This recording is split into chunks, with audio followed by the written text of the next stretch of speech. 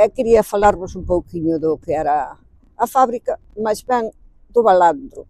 O Balandro era un barco daqui que iba ao mar e traía peixiño fresco, que inclusive lle compraba as tornas de fora para traer o peixe aquí á fábrica.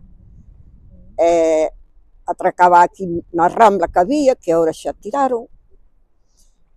E entón o personal, as mulleres da fábrica viñan cos caixiñas ou co que traía o Balandro a carrexar o peixe para dentro da fábrica. Non era como hoxe, que todo ven en cintas ou en camións. Eran as mulleres propias que traían, e unhas veces traían xouviña, ou sardiña, ou xuraliño. Era a cousa que había así de antes, que agora xa todo é motorizado. E, bueno, eu son Ángeles Enriquena e nada máis. Boas tardes.